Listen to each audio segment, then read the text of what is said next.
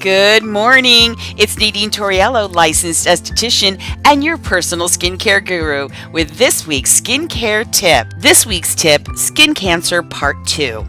Hopefully you watched Part 1 and know that the next few videos are dedicated to a dear friend who recently had an aggressive squamous cell carcinoma removed from her nose.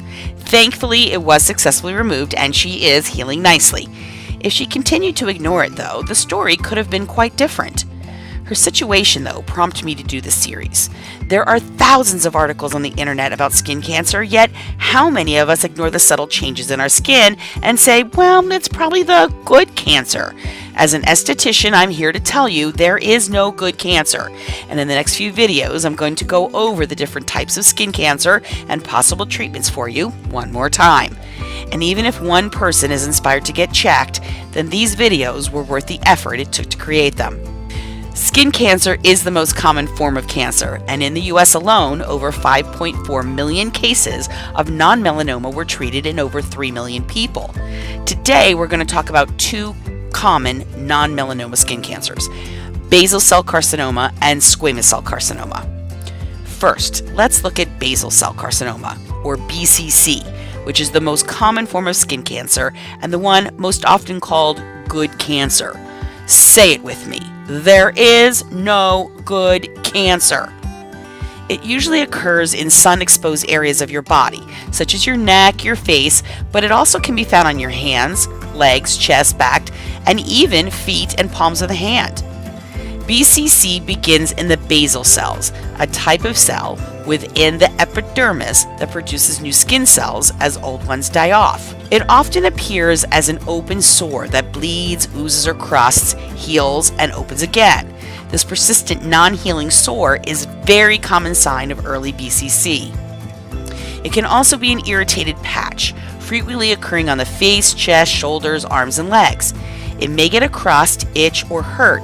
At other times, there's no discomfort. It can also appear as a shiny bump that is pearly or clear and can be pink, white, or red.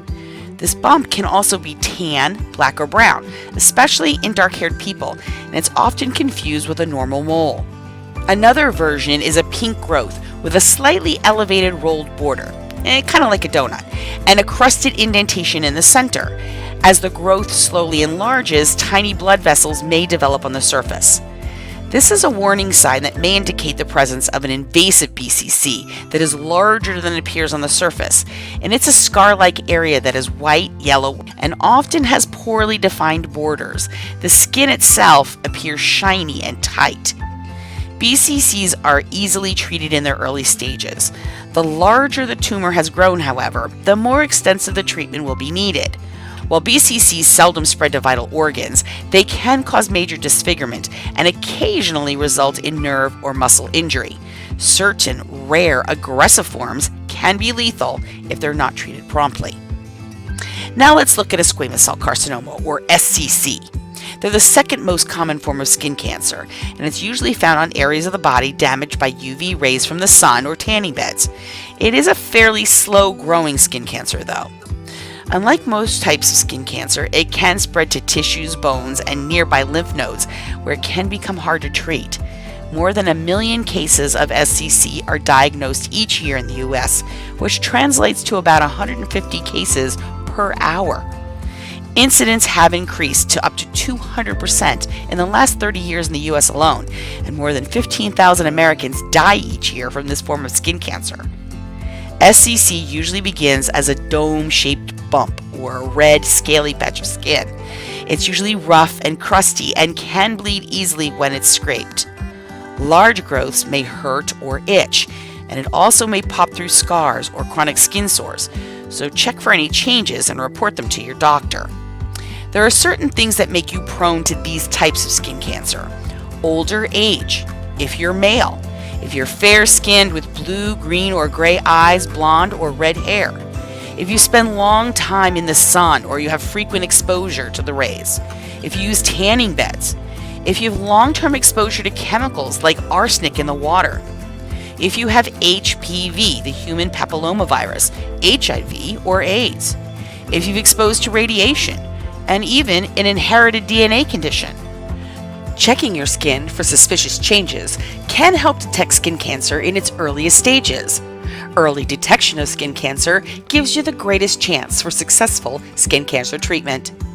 Next week, we'll look at melanomas and other forms of skin cancer, and the week after that, we'll wrap up the series with a last video on treatments for all of these types of skin cancer. If you'd like to learn more, listen each week for your skincare tip with me, your personal skincare guru, Nadine Torriello, licensed esthetician. And if you have a question, post it in the comments below or send me an email through my website, flmindbodyspirit.com. Wishing you a spa-tastic day.